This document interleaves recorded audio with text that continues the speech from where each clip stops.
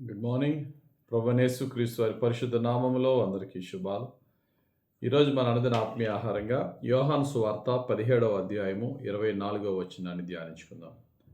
వారును మన యందు ఏకమై ఉండవలెనని వారి కొరకు మాత్రము నేను ప్రార్థించుటలేదు. వారి వాక్యము వలన నా యందు విశ్వాసముంచు వారందరూ ఏకమై ఉండవలెనని వారి కొరకును ప్రార్థించుచున్నాను.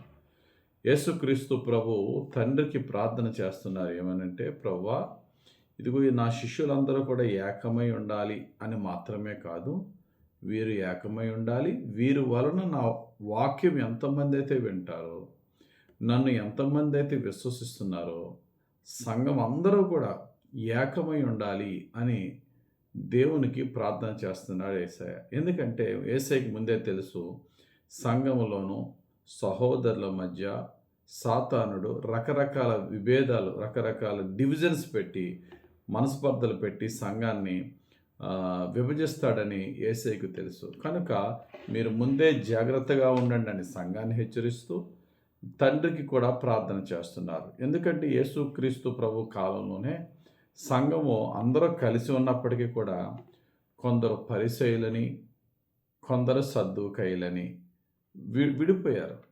అందరూ పాటించేది ఒకే ధర్మశాస్త్రం, కానీ అందులో మరలా డివిజన్స్. అలాగే ఈరోజు కూడా మన అందరం పాటించేది ఒకటే బైబిల్. ఆ బైబిల్ పాటిస్తున్న మనలో కూడా అనేకమైనటువంటి డివిజన్స్. పౌలు గారి కాలంలో పౌలు గారు కొరింథులో సంఘం ప్రారంభించిన తర్వాత కొంతకాలానికి కొరింథు సంఘంలో రకరకాల గ్రూపిజం స్టార్ట్ అయిపోయిందట.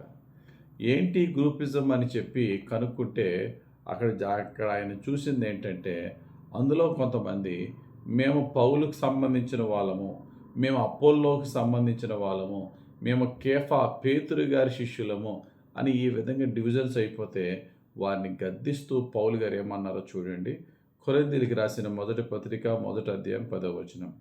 సహోదరులారా, మీరు ఏకభావముతో మాట్లాడవలెననియు, మీలో కక్షలు లేక ఏక మనసుతోనూ ఏక తాత్పర్యముతోనూ మీరు సన్నద్ధులై ఉండవలెననియు మన ప్రభువైన యేసుక్రీస్తు పేరట మిమ్మల్ని వేడుకొనుచున్నాను. కొరింథీ సంఘానికి చెప్తున్నారు, ఏక స్వభావం, ఏక భావము కలిగి ఉండండి, ఏకత్వము కలిగి ఉండండి, ఏక తాత్పర్యంతో కలిగి ఉండండి. మీరు అలా లేరు. అందుకనే మీరు ఇంకా కూడా శరీర సంబంధులే కానీ ఆత్మ సంబంధులు కారు అంటున్నారు. చూడండి, 1 కొరింథీ 3:3. కొరింథీయులకు రాసిన మొదటి పత్రిక 3వ అధ్యాయం 3వ వచనం 4వ వచనంలో కూడా, మీలో అసూయయు కలహమును ఉండగా మీరు శరీర సంబంధులై మనుష్య రీతిగా నడుచుకొని వారు కారా? ఒకడు నేను పౌలు వాడను, మరి ఒకడు నేను అపోల్లో వాడను అని చెప్పునప్పుడు మీరు ప్రకృతి సంబంధులైన మనుషులు కారా? సంఘములో ఎప్పుడైతే ఇటువంటి గ్రూపిజం ఉంటుందో, అందరూ కూడా ఒక సంఘము దేవుని యొక్క క్రీస్తు రక్తముతో కడగబడిన సంఘం అని మనం భావించినప్పుడు, సంఘములో ఒక సహోదరుని ఇంకో సహోదరుని మధ్య ఇటువంటి విభేదాలు ఉండకూడదు, మీరందరూ కూడా ఐక్యత కలిగి ఉండండి అని చాలా స్పష్టంగా యేసు ప్రభు ఆయన శిష్యులు చెప్తున్నారు. మరి మన సంఘంలో ఎలా ఉంది? సంఘం వరకు ఎందుకు, మన కుటుంబంలో సహోదరుల మధ్య, సహోదరుల మధ్య, సంఘస్థుల మధ్య, ఉద్యోగం చేస్తున్న తోటి జత పని వారి మధ్య రకరకాల డివిజన్స్, రకరకాల విభేదాలు. దేవుడిని అడుగుదాం, ప్రభువా, మాకు శాంతిని, సమాధానాన్ని దయచేయి. ఇటువంటి విభేదాల కారకుడు సాతానుడు. అయితే వాడు కొంతమందిని ప్రేరేపించి సహోదరులను విడగొడుతున్నాడు ప్రభువా. అందుకనే పౌలు గారు చక్కటి మాట అంటారు, అటువంటి వాడు ఎవడున్నాడు జాగ్రత్తగా కనిపెట్టండి అంటాడు. చూడండి ఒకసారి, రోమిలికి రాసిన పత్రిక 16వ అధ్యాయం 17వ వచనం. సహోదరులారా, మీరు నేర్చుకొనిన బోధకు వ్యతిరేకముగా భేదములను, ఆటంకములను కలుగజేయు వారిని కనిపెట్టియుండుడని మిమ్మల్ని బతిమాలు కొనుచున్నాను, వారిలో నుండి తొలగిపోడు. ఇక్కడ రోమిలికి రాసిన పత్రికలో అటువంటి వారిని కనిపెట్టి వారికి దూరంగా ఉండమన్నాడు. తీతుకు రాసిన పత్రికలో 3వ అధ్యాయం 10వ వచనంలో అటువంటి మతభేదములు కలుగజేయు మనుషునికి 1-2 మార్లు బుద్ధి చెప్పి తర్వాత వాడినే పక్కన పెట్టమన్నాడు.